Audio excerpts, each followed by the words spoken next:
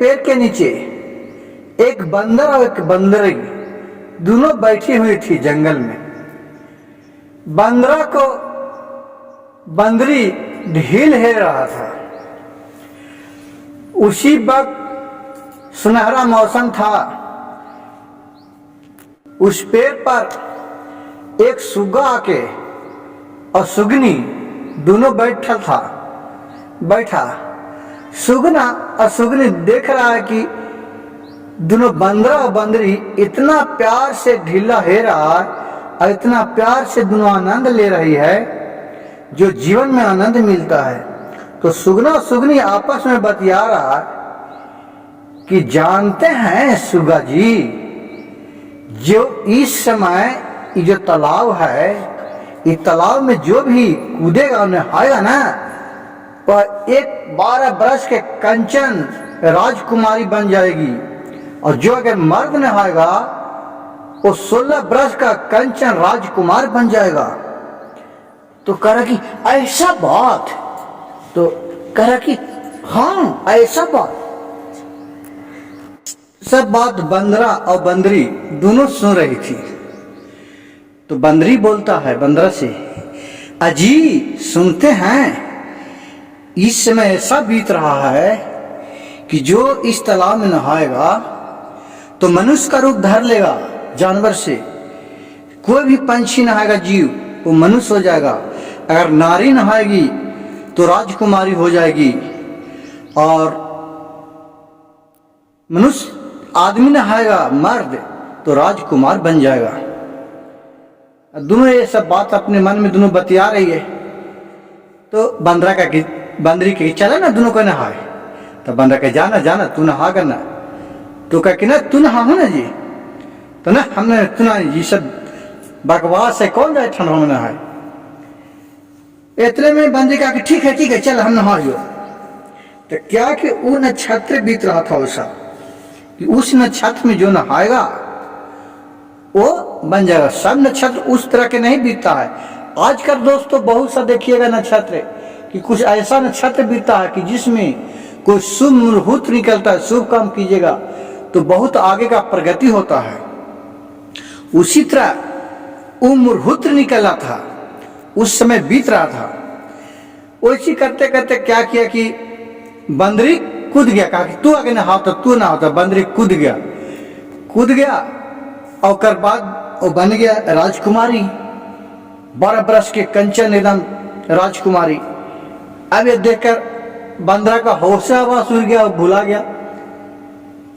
अब फिर बंदरा नहा रहा है तो बंदरा कहा कि वो जो समय था वो पार हो गया। अब बंदरी करता है कि मैं जाता हूं कहाँ। आते बंदर है मैं आदमी हूं, लेकिन दोनों पति पत्नी थी। तो अपना बंदरा के सेवा टहल में बंदरी रहने लगे। उसी पेड़ तक बैठल थे, अपन फल फूल तोड़ के लाते थे बंदरा और बंदरी को देते थे। अब दोनों कोई अच्छा तरह रहने लगे। 2-4 दिन इसी तरह मनो बीता।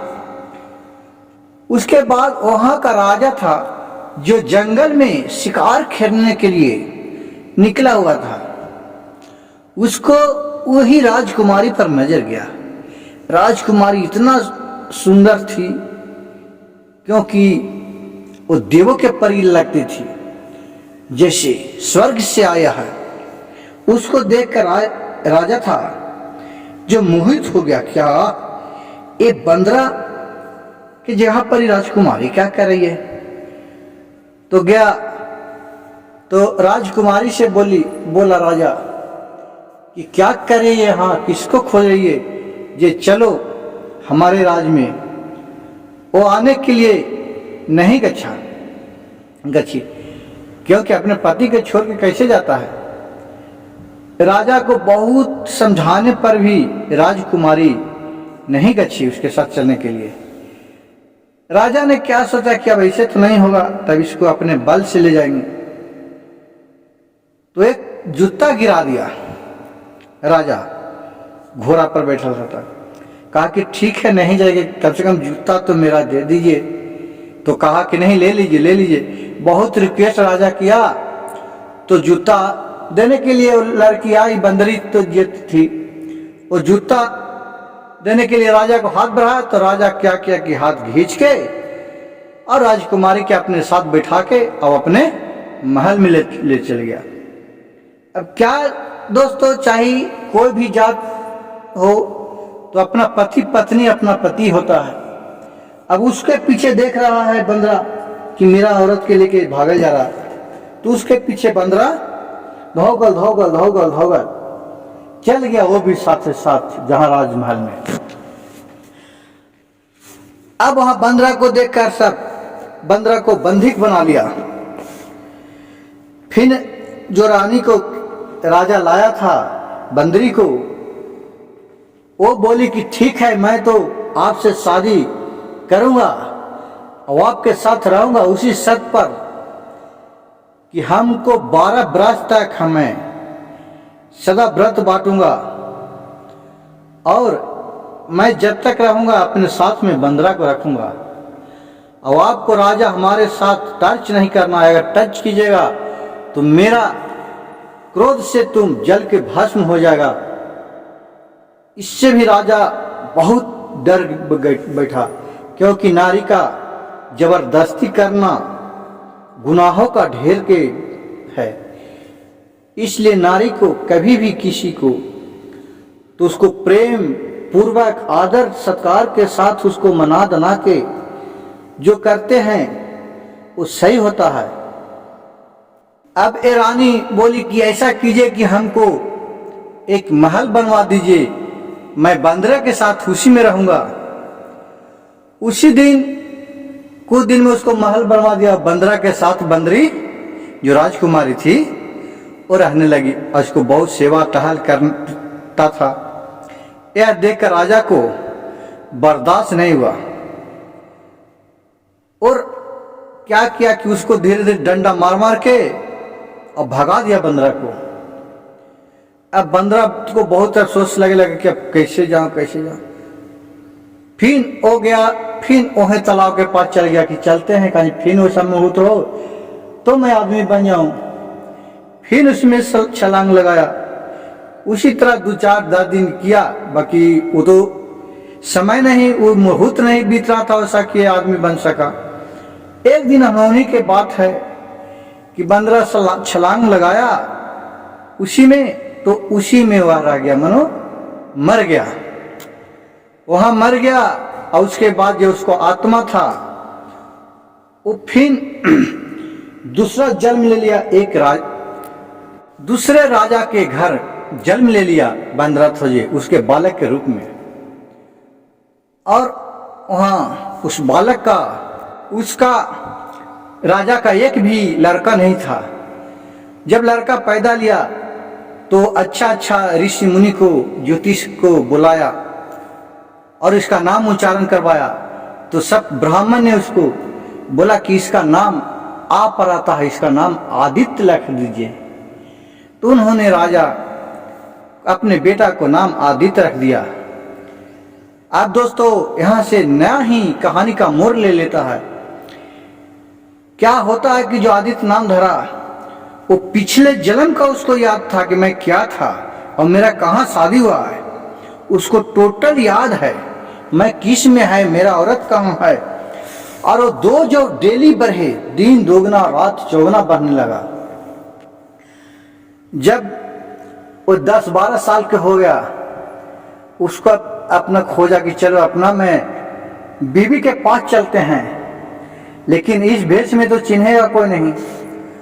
वही अपना जहां उसका बंदरी थी वहां अपन पहुंच गया धीरे धीरे उस राज्य में। तो राजा के भेष में नहीं पहुंचा, हाँ एक गरीब व्यक्ति के मांगता खाता जितना जोगी भर सरी रहता है उसी तरह घूमते घूमते घूमते घूमते अपना रानी के खोज में निकला। वहां तक पहुंचा तो वहां देख रहा है कि मेरा रानी है वहां, लेकिन उससे मिलूं कैसे माल से। तो सोचा कि ठीक है, तो वहां सब से पूछने लगा जो काम धाम करता है। तो कहा कि भाई जी हमको काम भी यहाँ कुछ मिलेगा।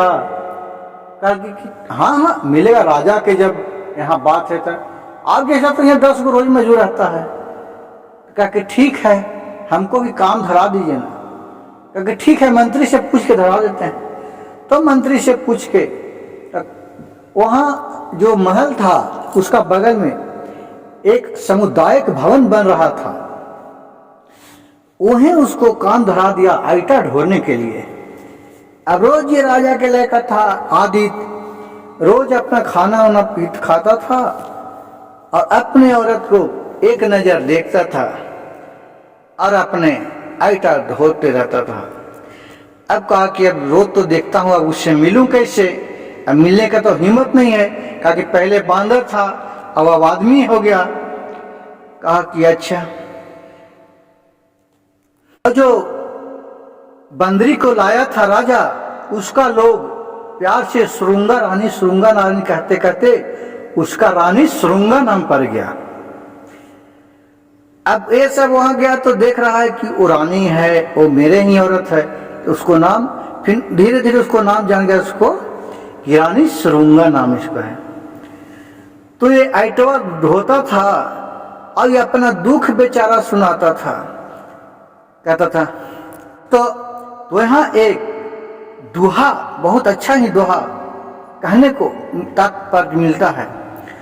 तो क्या कह रहा है, ईटा ढो ढो के, ये आदित्य था नाम जिसका, तो कह रहा है, तोहरो करन मसरूंगा अजित हूँ पानी ढोलियो जी, अजियो ने गेलो माथा के सजी। ऐसी अपना दुख सुना रहा था राजा के लड़का आदित्य। ये जब गीत गा रहा था, दुख अपना सुना रहा था, तो जो रानी श्रृंगा थी वो महल पर से झांक रहा है, सोच रहे कि हमको नाम कौन ले रहा है।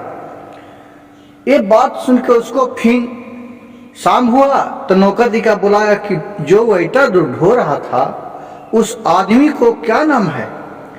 तो बोला कि वो तो आदमी का आदित्य नाम है। तो कब से ढो रहा है इटा?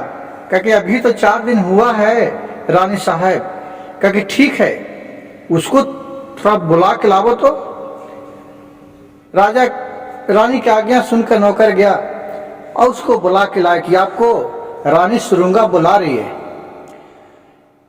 गया फिर रानी श्रृंगा के पास, कहे कि बोलिए रानी। तो कहा कि तुम क्या गाना गा रही है, ये हमको शुरू से गा के सुनाओ तो आदित्य। तो करा रानी के बात सुनकर आदित्य कहा कि ठीक है, सुनिए, ध्यान पूर्वक सुनिएगा, मैं कर रहा। कहिए, अजित हरी करन मसरूंगा औ धुआं पानी ढोलियो जी, किउरियो ने गेलो माथा के सजी। इतना बात सुना था श्रृंगा बोली कि ये आदित्य तुम कैसे बोल रहा है, हमको नाम ले रहा, इसका राज के बात हमको रहस्य समझ में नहीं आ रहा, हमको तुम खोल के रहस्य के बात समझाए। ये कहा ठीक है रानी, समझाएंगे, लेकिन किसी तरह का यदि हम पर दिक्कत नहीं ना होगा और कोई सुनेगा नहीं ना। कहा कि ठीक है, कोई नहीं सुनेगा, बोलो, हमको समझा के कहो। कहा कि देखिए रानी श्रृंगा, एक समय था कि हम बांदर और बंदरी थे, दोनों को जंगल में बैठे हुए थे। उस जंगल में एक ऐसा समय बीत रहा था कि ऊपर से एक सुग्गा और एक सुगनी बतिया रहा था कि जो भी इस समय इस तालाब में कूदेगा वह 12 बरस का राजकुमारी और राजकुमार हो जाएगा। तो जो बंदरी सी थी जो कूद गई वो राजकुमारी बन गई। जब ला उस समय खत्म हो गया, नक्षत्र खत्म हो गया और बांदर देखते रह गया, बांदर नहीं कूद पाया। जब बांदर फिर गया तो उस समय पार हो गया, तो फिर बांदर राजकुमार नहीं बना। तो उसको सेवा टहल बांदर करता था, अपना फूल फल ला के देती थी अपना रानी को। 2-4 दिन ऐसा बात हुआ कि एक समय एक राजा आया और अपना जूता गिरा दिया वही रानी के पास, राजकुमारी के पास, और उसको अपने साथ अपहरण करके लेके चल आया महल में, और उसी के पीछे पीछे उसका पति देव जो बांदर थे वो भी चले आए, और उन्होंने 12 वर्ष सदा व्रत बांटने का प्रण रखा और बांदर के साथ रहने लगा रानी। लेकिन कुछ लोग कुछ समय के बाद पश्चाताप हुआ कि बांदर को रानी से दूर कर दिया, कि जब तक ये बांदर रहेगा तो रानी हमसे शादी नहीं करेगी, और बांदर को मार मार के और भगा दिया। बहुत उसको तकलीफ देता था, न खाना देता था न पीना देता था, बहुत मारता था। बेचारा बांदर अफसोस करके भोलेनाथ के नाम लेके, शिव शंकर के नाम लेके वहां से चल बसा। वहां से गया और फिर रोज बांदर उसी तालाब में जाके डुबकी लगाता था कि कभी ऐसा नक्षत्र आवे तो हम ही राजकुमार बनना है। लेकिन शिव गुरु का महिमा, भोलेनाथ का महिमा कि फिर उस नक्षत्र आ नहीं पाया, और एक समय ऐसा हुआ कि जो बांदर गया जो उसी में मर गया, उसी में डूब के। फिर वो एक राजा के यहाँ जन्म ले लिया। उस लड़का का, राजा के लड़का के नाम था आदित्य। उन्होंने उसको दिन दोगुना रात चौगुना बढ़ने लगा, और उसको पिछला जन्म का सारी बात याद है। वही खोजते खोजते अपना औरत के वियोग में, अपना पत्नी के वियोग में वो खोजते खोजते सगर ढूंढ रहा है कि कहाँ उसका पत्नी मिले। एक बात सुना तो उसको रानी सुरुंगा का सारी बात याद आ गया और गले से लपटा गई और बहुत बिलापने लगी और कही कि स्वामी जी अभी हम लोग चले, भाग चले। कहा कि नहीं नहीं, अभी भाग जाइएगा तो राजा हम लोग के जान मरवा देगा। इसलिए आप तो जान ही रहे कि मैं फलाना राजा के राजकुमार हूं। अब यही भोलेनाथ सबको बेड़ा पार लगाते हैं। ऐसा करिए कि हम लोग एक समय ऐसा चुनिए कि 12 बजे रात, कल के रात होगा तो हम दोनों यहाँ से निकल चलते हैं, और उसी पेड़ के जाके पास जहाँ हम लोग दूसरा जन्म में परिवर्तन हुए थे, भोलेनाथ के महिमा होगा तो उसी जगह से हम लोग का दिन पलटी होगा। दूसरे दिन जब 12 बजे रात बजा तो दोनों वहां से निकल लिए और जाके उसी जिस पेड़ के नीचे बंदरा बंदरी थी उस जल में वही तालाब के पास पहुंच गए और शंकर जी का ध्यान लगाए, और दोनों उस तालाब में फिर नहाए और बोले, हे प्रभु, ऐसा आपका लीला महिमा पार है, आप तीनों लोक का मालिक है। ऐसा कीजिए कि जिस राजा के पास हमको ले गया था, मैं अभी तक सत्यव्रती हूँ, प्रतिव्रता हूँ। आपका देन है कि लोग बोलते हैं कि जन्मों जन्म तक पत्नी पत्नी और पति साथ रहते हैं।